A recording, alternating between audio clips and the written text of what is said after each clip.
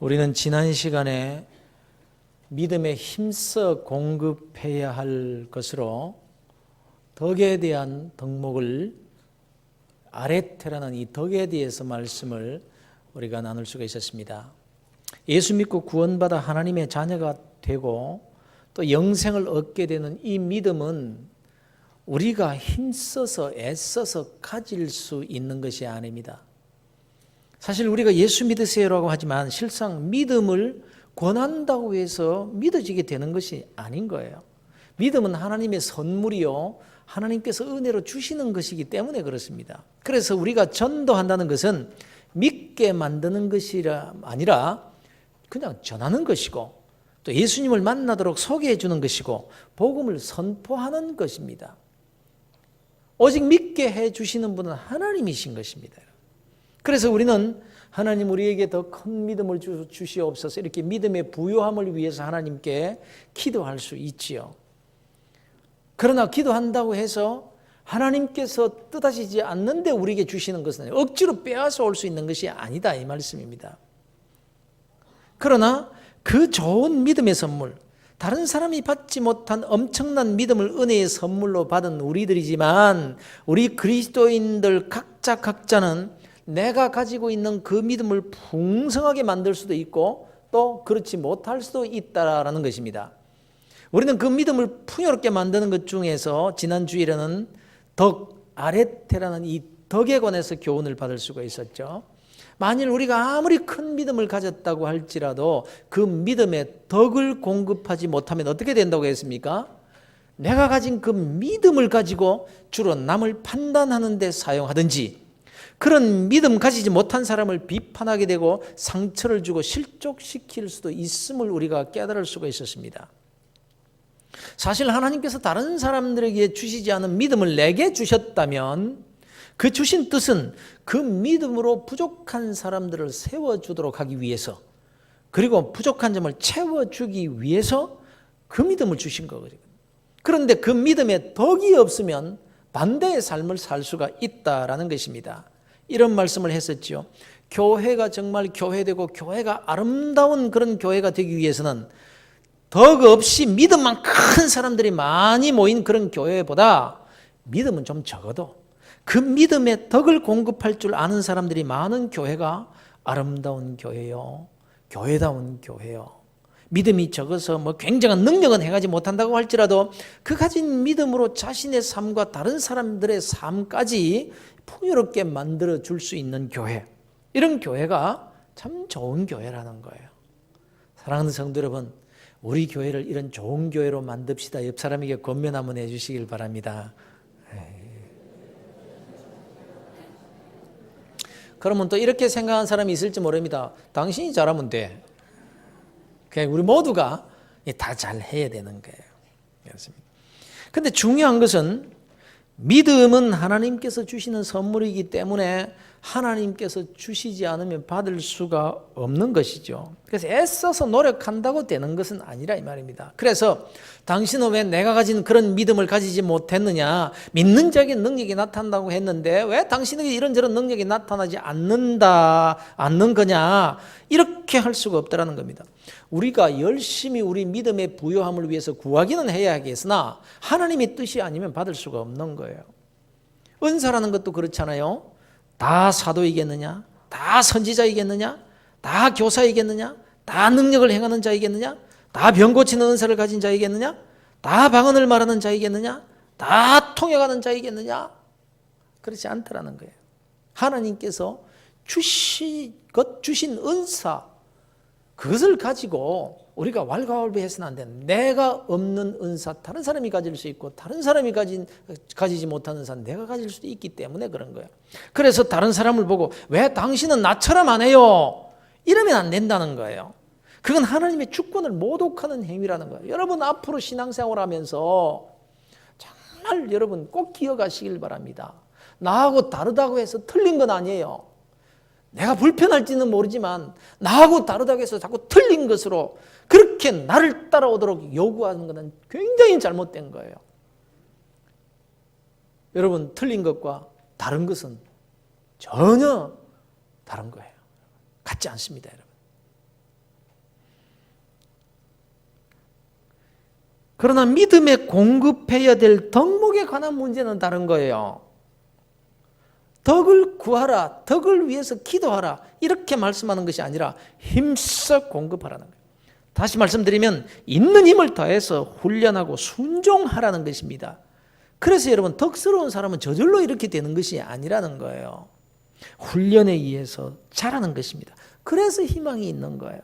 그래서 누구나 다 할 수 있는 거예요. 이것은 뭐 믿음을 주시옵소서, 하나님 주시옵소서 이게 아니라 내가 공급하면 되는 거예요. 힘써서 공급하면 되는 것이기 때문에 누구든지 다 이런 덕목들을 가질 수가 있다는 것이죠. 그래서 우리가 소망이 있는 거예요. 그런 거로 사랑하는 성도 여러분, 이 훈련 열심히 하시기를 바랍니다. 그러면 우리가 가진 그 믿음의 삶이 풍성해지게 될 것이고, 작은 믿음이지만 그 믿음으로 큰 믿음을 가진 사람보다 더 큰 일들을 할 수가 있고 다른 사람들까지 아름답고 풍성한 삶을 살게 해줄 수 있게 되는 것입니다. 여러분이 다 이런 사람들 되시기를 주의 이름으로 축원합니다. 이와 같이 우리가 힘쓰고 애써서 믿음에 공급해야 될 두 번째 덕목으로 지식을 말씀하고 있습니다. 지식. 여러분, 믿음과 이 지식 좀 상반된 개념 같지 않습니까? 흔히 신비적 경험에만 의존하는 사람들은요, 이 지식을 등한히 하거나 멸시하려는 경향이 있습니다.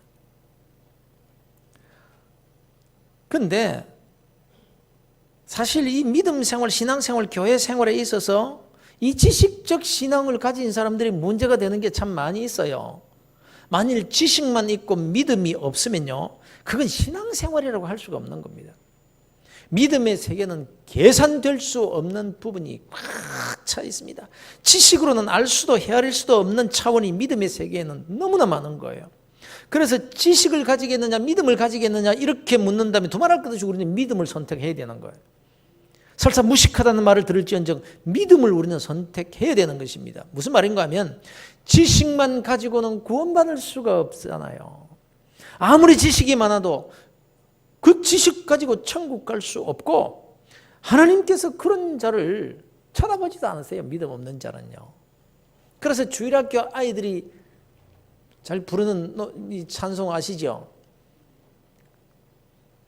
돈으로도 못 가요 하나님 나라, 힘으로도 못 가요 하나님 나라. 뭐 따라한 사람이 있을 줄 알았는데 아무도 없네. 벼슬로도 못 가요 하나님 나라, 지식으로도 못 가요 하나님 나라. 아이들이 부르는 찬송이에요. 아무리 박식해도, 성경을 아무리 많이 알아도 그 성경적 지식 가지고 구원받아 영생을 얻게 되는 것은 아니라는 것입니다. 그러나 지식은 필요 없고 믿음만 있으면 된다라고 말해서도 안 되는 거예요. 내가 가진 그 믿음을 풍요롭게 만드는 것이 덕인 것과 마찬가지로 지식 또한 내가 가진 그 믿음을 풍요롭게 만들 수 있기 때문에 그런 거예요. 예를 하나 들어볼게요. 실제로 있었던 일입니다. 어떤 믿음이 좋은 주일학교 선생님이 계셨어요. 이분의 열심은 그야말로 특심이었습니다. 기도도 많이 하고요, 성령의 체험도 뜨겁게 하신 분입니다. 부흥회나 기도원에도 아주 열심히 다니신 분입니다. 한마디로 믿음이 좋다라고 인정받는 그런 선생님이셨습니다. 그런데 이분이 한번 토요일에 기도원에 가서 아주 철야 기도를 하고 새벽에 내려온 거예요. 아이들을 위해서, 주일학교를 위해서 뜨겁게 기도했어요. 그리고는 주일 새벽에 이제 돌아와서는 이제 주일학교에서 분반 공부를 이제 아이들을 이제 가르치는 거죠. 그런데 말입니다, 이분이 공부를 가르치는 것이 아니라 기도원에 가서 받은 은혜를, 그 말씀을 가지고, 그 은혜 받은 그 말씀을 가지고 아이들을 이제 막 가르치는 겁니다. 얼마나 뜨겁게 가르치는지 몰라요. 아이들 몇 명을 앞에 앉혀놓고 1시간을 넘게 가르칩니다. 그런데 한 아이가 오줌이 마려운 거예요. 그래서 선생님 저 오줌 마려요 하니까 이 선생님이 하는 말이, 참아! 말씀 듣는 게 더 중요한 거야! 이러면서 믿음을 밀어붙인 거예요. 그래서 그 아이가 옷에다가 오줌을 싸고 말았어요. 요즘 같으면 아마 신문에 나고 야단 법석이 날 겁니다. 아무튼 이게 극단적인 얘기입니다만 그가 가진 믿음을 두고 볼 때는 얼마나 대단한 믿음입니까? 아이들의 영혼을 너무나 사랑해서 철학 기도까지 한 선생님이십니다. 그게 어찌 적은 믿음이라고 할 수 있겠습니까? 그 열심 정말 대단하지 않습니까? 또 아이들에게 자기가 받은 은혜를 나누어 주고자 하는 그 사랑이 얼마나 뜨거우냐 말이에요. 그러나 말입니다, 그 좋은 믿음에다가 지식을 공급했다고 생각해 보세요. 어린아이의 심리와 그 발달 과정의 특성, 그리고 어린아이가 잘 알아들을 수 있는 언어 사용과 효과적인 학습을 위해서 여러 가지 자료들을 준비해서 아이들을 가르쳤다고 생각해 보세요. 이 일을 위해서 어린이 심리에 관한 책을 사서 공부를 하고 세미나에 참석을 해서 열심히 듣고 자료를 준비하기 위해서 책방에 늘 드나들면서 여러 가지 책에 관한 정보를 파악을 하는 이런 여러 가지 과정을 가리켜서 바로 믿음의 지식을 공급하는 일이라는 거예요.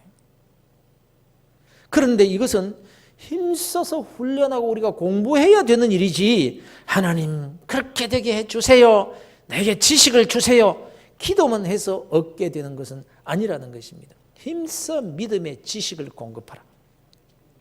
물론 이런 교수법이라든지 어린이 발달 심리 또는 그에 대한 지식이 잘 준비되었다고 해도 믿음이 없다면 그건 아무것도 아닙니다.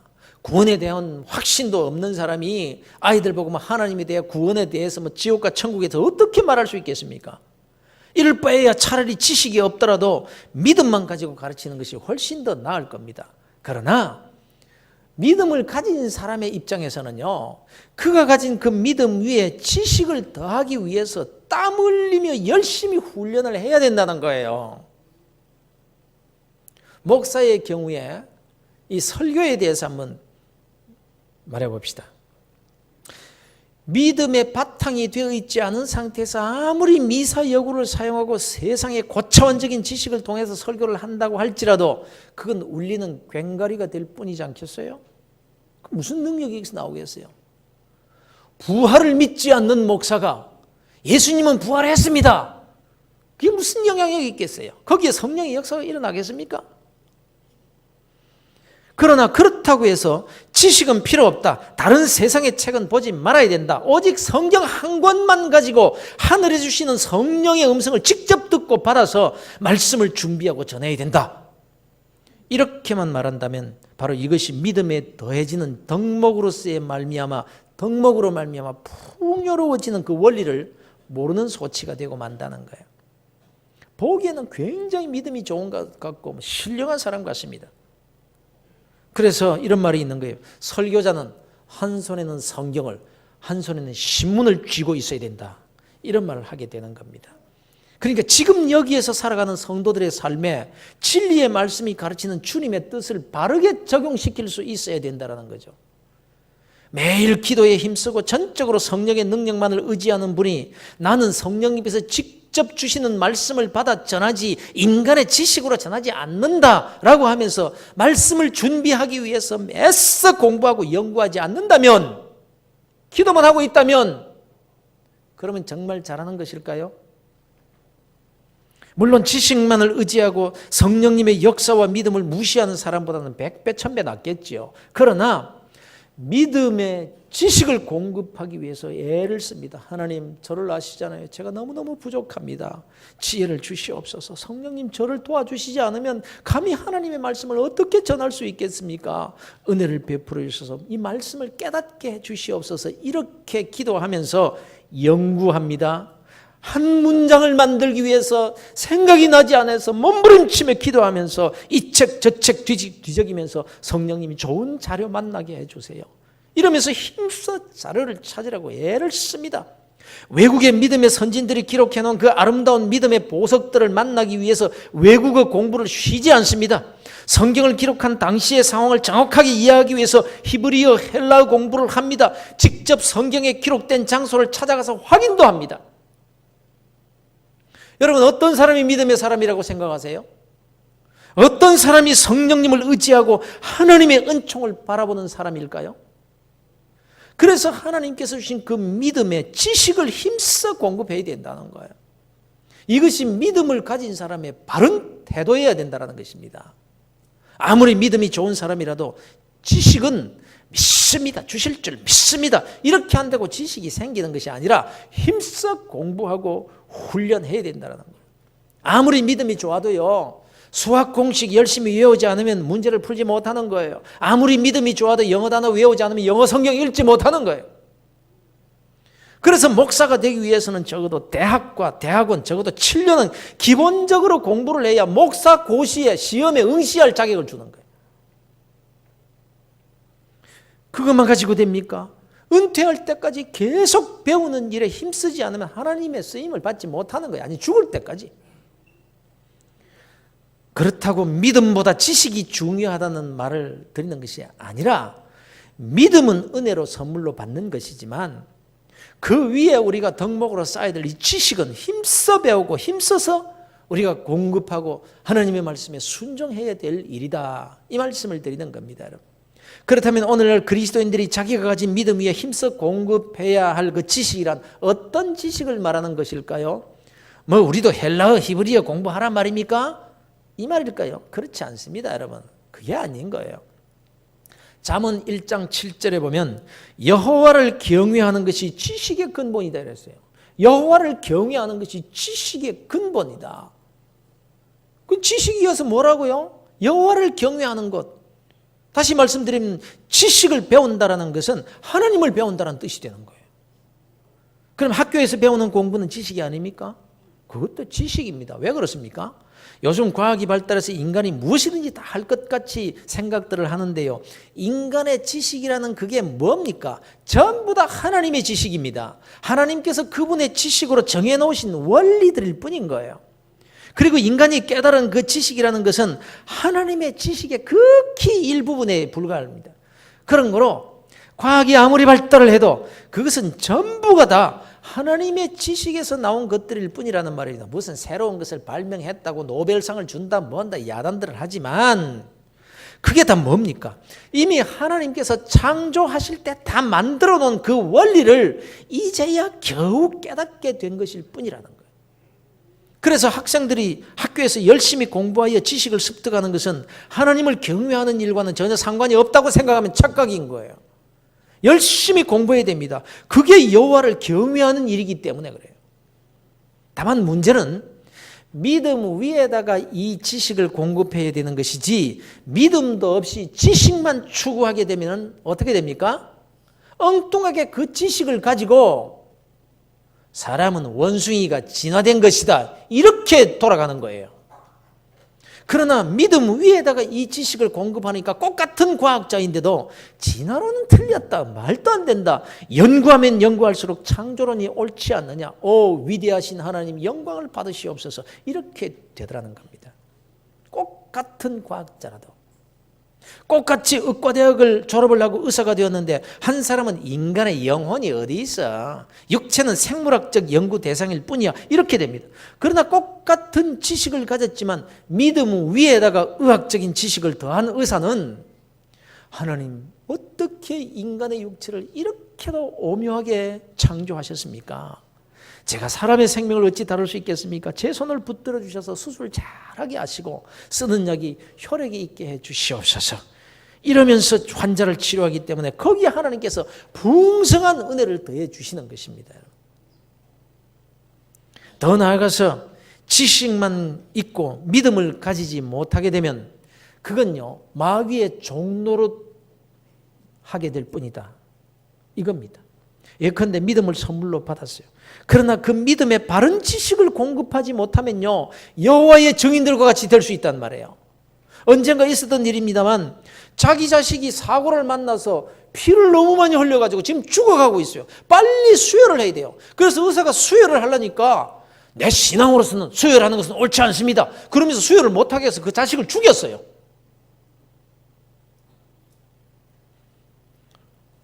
성경에 대한 바른 지식이 없으면 이런 일이 생기게 되고 그건 결국 마귀의 계략에 넘어가서 사탄의 종노릇을 하는 결과를 가져오게 된다는 것입니다. 그래서 믿음에 힘써 지식을 공급하라고 말씀하고 있는 것입니다. 그리고 이것은 애쓰고 힘써 훈련해야 되는 일이다라는 거예요. 우리가 결단해서 실천해야 되는 일.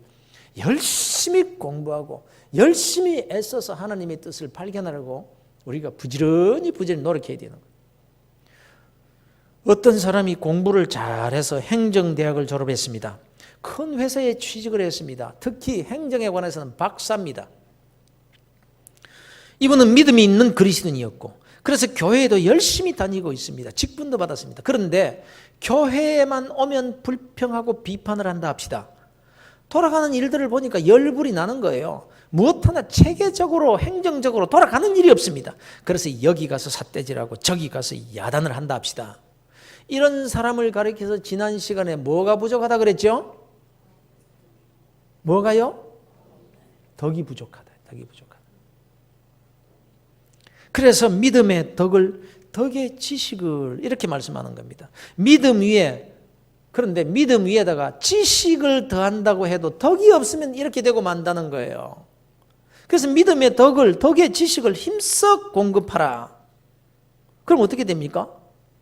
매사에 다른 사람을 존경하면서 예의를 갖추면서 행정에 대해서 잘 모르는 사람이 교회의 어떤 부서를 맡았다라고 할지라도 그 사람의 마음을 아프지 않게 자기가 도와줄 수 있는 방법을 택해서 서포트하고 이렇게 받쳐주는 겁니다.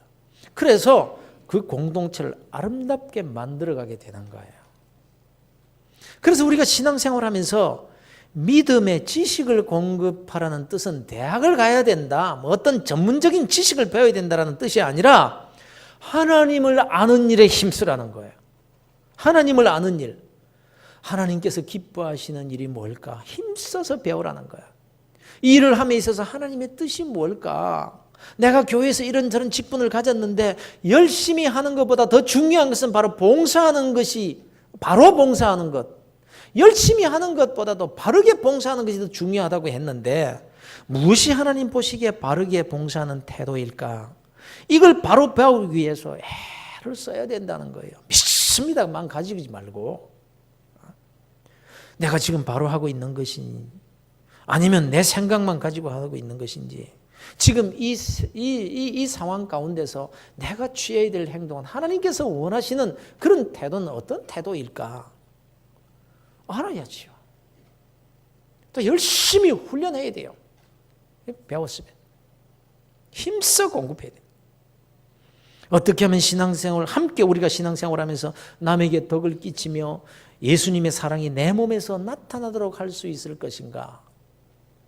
이걸 계속해서 배우고 우리의 삶에 적용시키고 억지로라도 힘써서 순종하는 삶을 살아야 된다라는 것입니다. 기도를 해도 어떻게 기도하는 것이 하나님의 뜻이 뭔가? 덕의 지식을 더할 뿐만 아니라 또 지식의 덕을 공급하는 것입니다. 어느 것이 앞이고 어느 것이 뒤에 해야 될 일인가? 이게 아니에요. 덕이 앞일 수도 있고 지식이 앞일 수도 있는 거예요.